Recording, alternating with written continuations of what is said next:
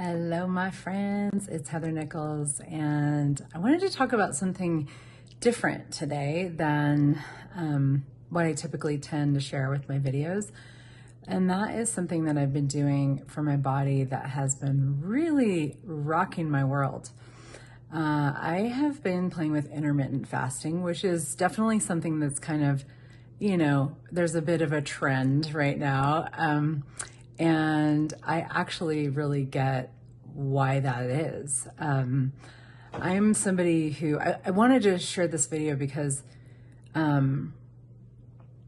for so many years, I really didn't think I could fast. And there's been a lot of, like with the tools of access consciousness, there's a lot of freedom from structures and really starting to listen to our bodies more and tap into our bodies and, like not need all kinds of like scientific evidence why we should choose something, but actually really listen to the organism of our body to see what's true for our particular body. And sometimes when we add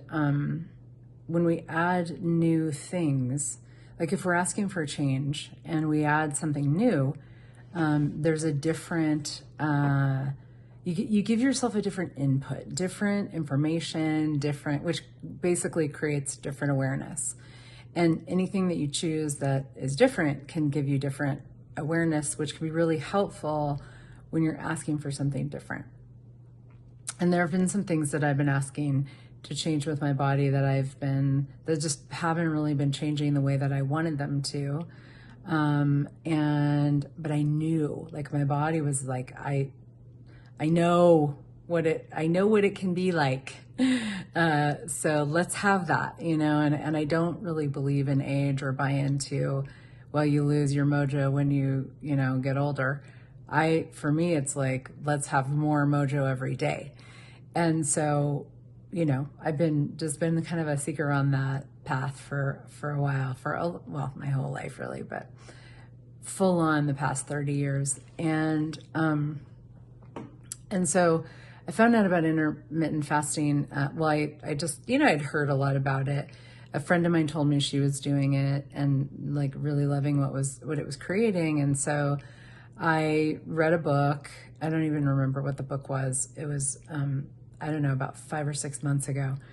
And I was really excited because I found out there's all this information about stuff I had no idea, like glucose regulation and, healing metabolic issues and, like all the metabolic diseases that come with that, which, is a whole host of things.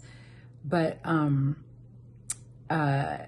and so there were all these hormone regulation, all these things. I was like, wow, I had no idea that intermittent fasting did all of this.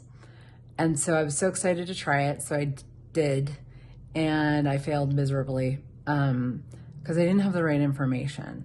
And this book that I read was really, this lady that wrote it was very into like no to low carbs. And I just was like, I tried it, even though it didn't seem like that's what my body was asking for. And this is the thing, when we're, really actually, because to me, one of the most important things, one of the the most valuable thing we can do for our bodies is learn to listen to them above all. So not to actually override our bodies with all kinds of information and points of view that are flying around out there, because there are tons, as we all know. But there is this space sometimes where you just have an awareness of something different and something new, and it will feel like you're forcing your body to do something that your body doesn't want to do, but it's not that. Like there's this subtle difference, and it's kind of like it's kind of like if you try it on, like if you were getting to know a new person, who was like the type of person you had never really hung out with before, but you knew there was something interesting about them. You're gonna have to, like, it's a whole new universe to explore, and you're gonna have a lot of awareness, and you may find out you like that person, or it works or it doesn't, or that it doesn't even matter if you like them, you could still create something together. So there's all kinds of, winding paths that we take.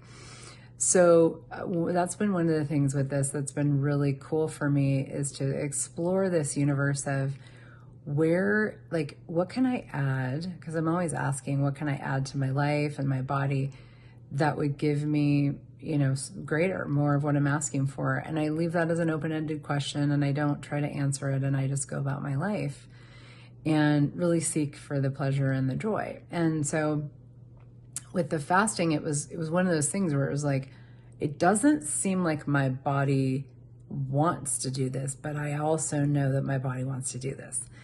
So I did this whole thing, and I did a few days of, I don't even remember the timing of it all, but because there's all different types of fasting I've since learned. And it was kind of after the third day, I was like really, like, my nervous system was really jacked up. I wasn't tracking my blood sugar at all. I didn't really know anything about that at the time, but my nervous system was jacked, and my body was just like, give me some freaking carbs. Because I just wasn't eating a lot of carbs. And when I was eating. And so on the third day, I was like, oh, right. I've been a person who's never been able to fast. So this is just not for me, and I kind of concluded that and went along my way. And then still there were just all these things like still going on with my body and da-da-da. Well, I stayed curious about it. It kept kind of circulating in my world as a thing. And then I saw another Facebook friend of mine that was having this free call, that she was a Fast Like a Girl coach, and she had a free call, and I was like, oh, okay, well, that actually has a lightness to it. Like, I'm curious about this, So I just signed up for the call, and my body started to get really excited by it all. And what I learned, and this is where anybody who's interested in intermittent fasting, for women, I would really recommend, if it's something you'd like to play with, Dr. Mindy Peltz has amazing information. She's written this book, Fast Like a Girl. There's a book, Eat Like a Girl. She's done all this research and, a lot of experimentation with, fasting according to your hormones, whether you're, I guess it's premenopausal. I don't know what all these words were. To me, I'm like, I just kind of wanted to stop having a period, so I did. I didn't do a whole thing, but there's like pre, peri, and postmenopausal. I don't really know exactly what the definitions of those things are. But if you're having a period, you fast in a particular way according to your cycle, and you don't, there's all these things that you do, different types of fast at different times of the month. And at a certain time of the month, you don't fast at all.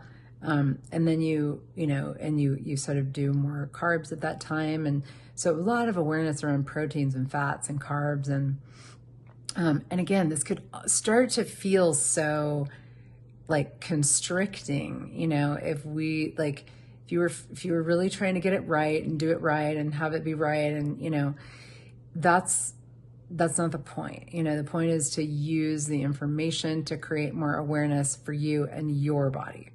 And giving inputs like this, if it seems like a cool thing to play with, can be so incredibly helpful, because it just changes, it gives us awareness we wouldn't have normally had. And so I started playing with this, and if you don't have a period, you don't really need to do any sort of cyclical fasting, which I was basically, that's my thing. So I've just been playing with it. And then I did something that I never thought I would do. And I got a continuous glucose monitor, and I started monitoring my glucose levels. And that has been so illuminating. Like at first I was like, oh, like I have this thing on my arm here. And I was like, oh my God, I don't want to walk around with a thing on my arm. And it wasn't even about like being seen with it. It was just kind of like, that just feels so weird to have this thing be monitoring my body all the time. It's been really fun. And I've been able to see, how, like, learn a lot about my blood sugar. And the funny thing is it really corresponds to some things I've been aware of with my body, like sleep patterns, and when I don't sleep well and when I do sleep well, and when I eat at night and what I eat at night and how that affects my sleep. And so there's a whole universe of stuff that I've become aware of with it all. I've been fasting for, this is brand new for me. I've been fasting for like, I don't know, 9 days, different lengths of fast. I started with, 12 or something, or maybe even a little less than that. I just built into it, in my way, listening to my body. I didn't decide any time frame before I went into it. I just was like, well, I'm not going to eat now and I'm going to see how long. And one of the things that's been super helpful for me is a lot of fats. So you'll learn about this if this is a world that you dive into, where eating way more fat than I'm accustomed to, healthy fats, coconut oil and like plant-based fats, like, avocados and coconut oil and olive oil, and then some, animal fats too. For me, that works. But it's been just such a cool experience of like eating the fats, like being able to really work with my blood sugar and eating fats and, like learning about carbs and proteins and fats and how they all play into each other, and even like order in which you eat those things can have a profound impact on how your glucose behaves, your blood sugar levels. There's also another resource called Glucose Goddess, a really great podcast. This really cool lady who has done a ton of research. She's a biochemist, and she summarizes it into like plain English for people, and it's really cool.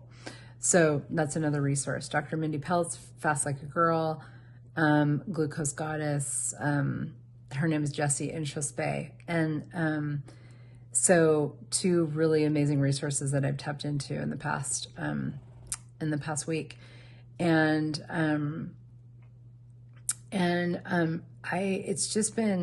It's been so cool. And I have to say, learning how to fast like a girl, which is in conjunction with my awareness of my own body, has been amazing. And I'm feeling absolutely fantastic. And right now I'm in a 36-hour fast. I have 1 more hour to go. I've been doing a little bit of fats, very, just MCT oil and some bone broth, or because apparently if you consume fat, it makes it a little easier to go on the fasting, and then you're bumping up your ketones and all this stuff. So there's a lot of like measuring going on. Like I have a whole science experiment in my kitchen, measuring my ketones, measuring my blood sugar, and I have the glucose monitor, but it's been incredible. And one of the cool things, this is going to be a longer video just on purpose, but one of the cool things that I discovered is that gosh, I lost my train of thought. What was I saying? I haven't eaten in 36 hours. No, my mind actually feels quite sharp. Is the benefits of fasting are incredible. And again, if it's for your body, but your body actually starts to make stem cells. It starts to produce its own stem cells. I think it's 24 hours in or something like that. You have to monitor your blood sugar and, all of that, make sure you're actually in a fasting zone. But I've had some pain in my leg and my hip that I've been working with for quite a while. in a lot of ways with bowstring movement and all kinds of fascia work and access consciousness, body processes, and SE. And it's been changing quite a lot, and it's still kind of lingering. And one of the things I learned is that your body starts to produce stem cells, and they go to heal the parts of your body that require it the most. So I can feel like my gut microbiome resetting. That's one thing that happens after 24 hours. And then I could feel last night, it was so cool. I could feel once I got to 24 hours, I could feel my body actually healing itself. And that's one of the things that fasting does, is when you go into a fasting state, your body actually heals itself.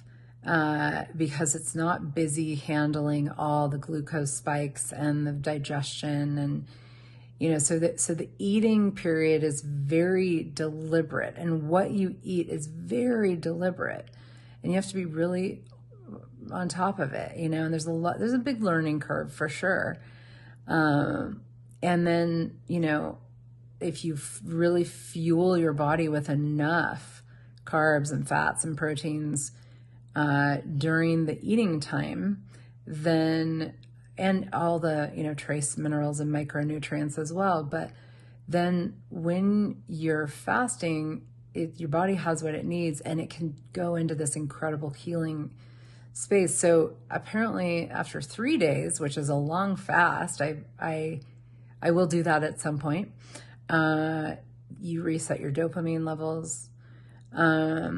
There's all kinds of just like regeneration that happens in the body with intermittent fasts.